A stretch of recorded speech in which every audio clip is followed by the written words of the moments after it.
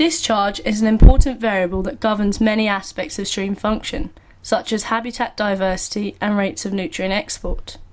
It is also a direct measure of the amount of water available to meet in-stream and extractive water uses. The most common approach to measuring discharge is the velocity area method technique, which involves measuring the water depth and velocity at points across the stream using a flow meter. It is, however, sometimes difficult to use the velocity area method in small streams. An alternative method of stream gauging involves injecting salt and determining its dilution following complete mixing into the flow.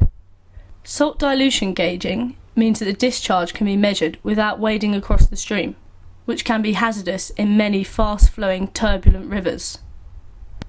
Common table salt, sodium chloride, is popular for dilution gauging for 3 reasons. First, table salt is cheap and readily available. Secondly, it can be accurately measured in the field using an electrical conductivity meter. And thirdly, it is non-toxic or damaging to the environment. You will need 4 main pieces of equipment to carry out salt dilution gauging. Firstly, you will need sodium chloride in the form of table salt. You will need a bucket and something to stir the water in the bucket. And finally, you will require an electrical conductivity meter, which can be borrowed from your department.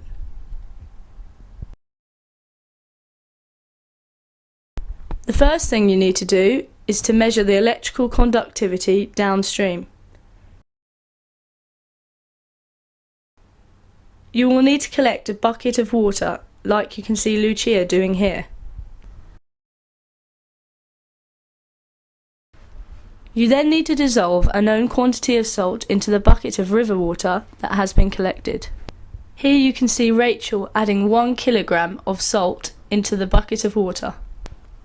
In order to ensure that the salt is dissolved fully, you should stir the mixture thoroughly, as you can see Summon doing here. You then need to throw the bucket of river water with the known quantity of dissolved salt into the channel. It is recommended that you inject the solution upstream at a length of approximately 20 times the width of the river. From when the salt is thrown in, take records of the conductivity meter every 5 seconds until the conductivity stabilises, and record these results.